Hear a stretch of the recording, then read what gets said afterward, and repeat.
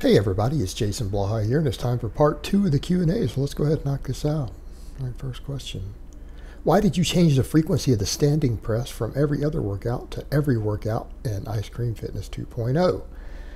Because I feel like the overhead press got neglected. That's something I've been saying for quite a while now, that I've been talking about the importance of the press. You know, we're calling it the standing press there. You're calling it overhead press. I don't think overhead press is even the right term, because that could include seated presses. But yeah, the standing press. It's because it's something I promote as being absolutely essential for athleticism, for overall size, even for the guys who are chasing aesthetics. I think it is an essential exercise, and I think it should be treated as a primary exercise instead of an accessory movement, even for powerlifters and strength athletes. And because of that, I feel like only doing it every other workout, I feel like really shortchanged the potential of this lift. And because the back is the easiest to build with all the big compounds, I felt like replacing some of the almost excessive back work I had in the original with the press will help people reach their goals easier. I don't think only doing one back exercise every training session, particularly given that we have all these other movements that do use the lats and everything as secondary muscles, and even the face pulls thrown in, I just don't feel like the back is going to be neglected. But things like the delts, the upper chest, all of those things might be. And it lets us not even have to think about things like tricep exercises, right?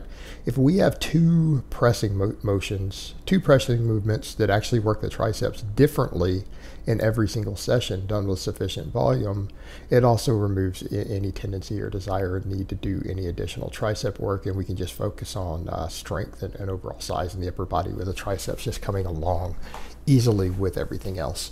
So I felt like it needed to be in there overall for the overall pressing volume. I feel like it needed to be in there to make sure that we don't have like shoulder girdle or upper chest lagging or any of that stuff that people worry about. I just felt like it was a better use of the training slot, all things considered, when I've reevaluated everything. All right, next question. Hi Jason, just been watching your 5x5 program video and wanted to ask whether there are any warm-up sets to these type of programs. Never done one before, just bro splits, and wanted to give it a go. Don't want to injure myself by not warming up if I have to, but also don't want to wear myself out if I'm not supposed to. Thanks. Same way I always recommend warming up. If you're going to handle anything heavier than about a 10 rep max, then, you know, warm-ups are warranted. Now, for me personally, if I'm going to come in and work with a weight that I can do 10 reps with, I wouldn't ever bother to warm up. And I know people say, what? But like, I'm also 42 with minimal injuries, so that should tell you something. And I do lift pretty damn heavy. No, I don't think that it's necessary at that point. Why do we warm up? We warm up to prime the nervous system, to make sure the joints are mobile a little bit, and that we are training the specific motor pattern that we're about to do to get the most performance out of it. That's why we warm up, all right? If you are in shape, your joints don't have problems. You don't get hurt by walking over and lifting a moderately heavy weight. It's people who do a bunch of partials and shit that have problems, right? That's the people who have problems. People who train full range of motion on big movements, they don't get injured from not warming up unless they maybe go too excessively heavy, all right? It can happen, but it's rare. It's a part of being out of shape is why you get hurt.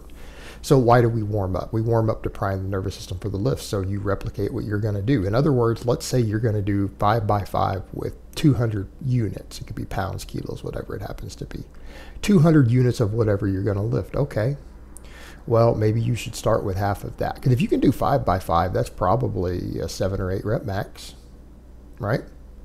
So cut that in half. So go to 100 units and do a 3 to 5 rep set. After you do that, bump it up a little bit again. You maybe go to 150 units and do, 4 or 5 rep set. Then do your 5x5, a couple of warm-ups, right? For 5x5, I think about 2 warm-ups, 2 ramp-ups are good. And then if you're doing multiple exercises that work the same muscles, you don't need all that warming up again. One warm-up set, of about 5 reps with, 20, 30% less than your peak weight, probably warranted, or even 50% of it, and then just go right to your work sets. It's usually how I do it personally, and what I would recommend if I was coaching someone. All right, next question. Hey Jason, how much does daily cardio and practicing sports interfere with weight training and recovery? Will the individual eventually adapt all the exercise, or will the cardio and sports make it tougher in the long run to make strength gains, assuming that the individual is eating enough to balance the extra calories burned? Good question. You know what? That's really variable. I'm going to say within reason, if you are conditioned to all the other stuff already, you're going to see minimal negative effects. However, if you are adding to it, you're going to see very serious negative effects with your recovery and adaptation to training. In other words, if you don't add more than about 10% per week to the amount of conditioning load you're doing, you probably aren't going to see any negative impact up to a certain threshold. Now, if your idea of a threshold is that you're doing 4 hours of football practice every day, that's going to be a problem. But it has to do with how quickly you're adding in these other sport-specific activities, practice, conditioning work, everything else. It's going to depend on how quickly you're adding it in. In other words, if it's a small enough bump that you can adapt to it and it's gradually added over time, you'll be fine. And by that same token, if you take someone who has a lot of general physical preparedness already, who starts lifting, they're going to walk in and make noob gains, amazing noob gains. In other words, if you take someone who's been doing tons of GPP work, right? They've been doing all this general physical preparedness and they've been playing high school sports or whatever it is, and they don't lift weights, and you walk them into the gym and they're already in good shape and you have them start lifting, they're going to make phenomenal gains. They're going to make absolutely phenomenal gains because they're already mobile, they're already in shape, they're already conditioned, they already recover well. Someone who adds that stuff in later, you're going to flounder unless you add it in very, very slowly and very gradually.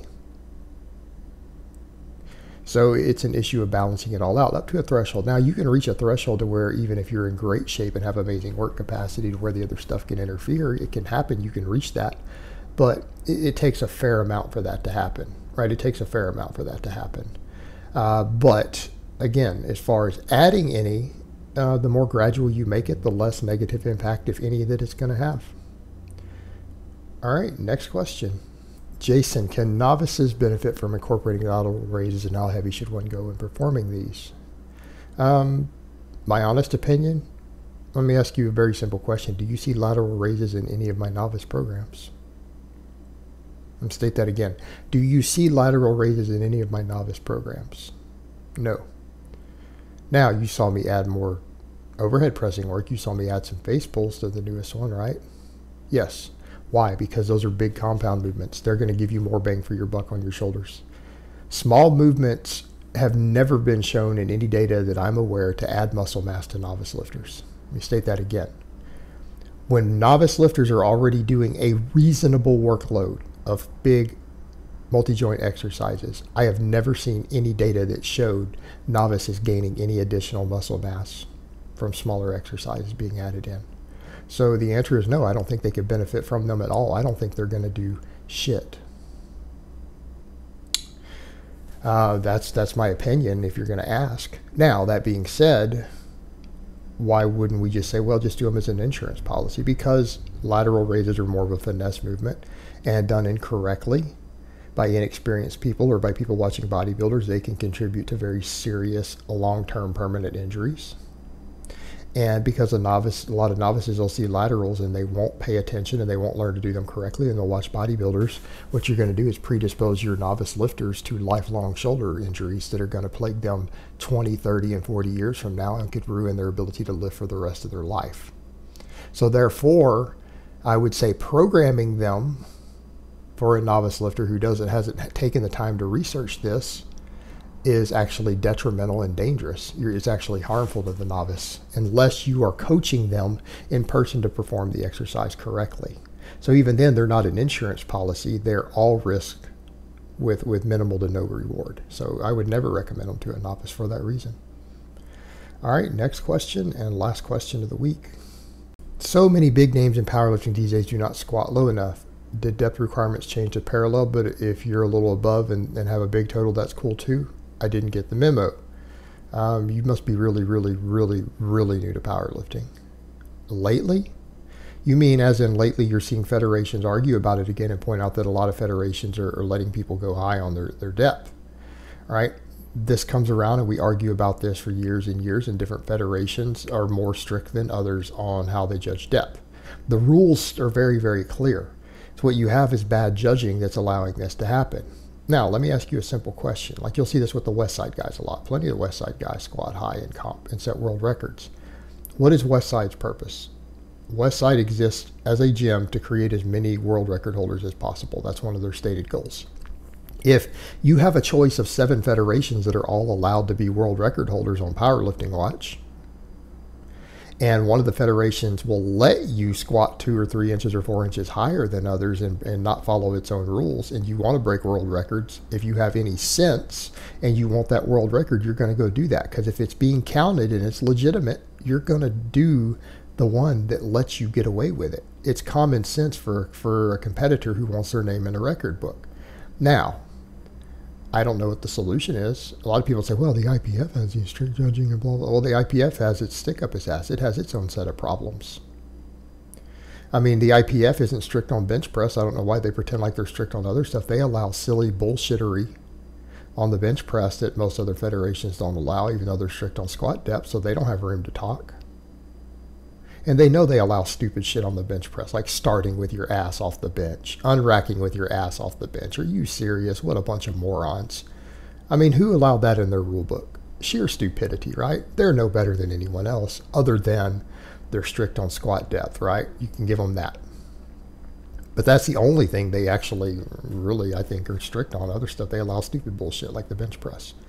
So, how do we judge this? I don't know. I would say that worry about just your own federation then, and if you want stricter judging and you want to compete against guys who are doing the same lift as you, which is what we're looking for in strength sports, then compete in the federations that are stricter on depth. Find out ahead of time, worry about their records, and ignore everyone else's. Don't consider someone else to be competition against you who has been allowed to squat 4 inches high, and just call it out, right? Is bullshit that it is. But keep in mind, as long as those federations that allow that are being counted in the record books, then a world record is a world record.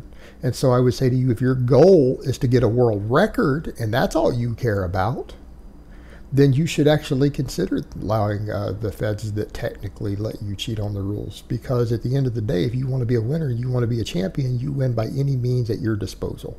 That's how a winner thinks. That's how a champion thinks. So I guess it's the 2 ways you could look at it. Now, I don't approve of it personally, because I think that it should be consistent, and I would never pass a high squat. I've red lighted plenty of squats in comp myself. I've red lighted them for depth. I've done it at least 20 times. But, you know, that's me. All right, guys, but that's really all I have to say on that today. I hope it's been informative, and I will talk to you guys next time.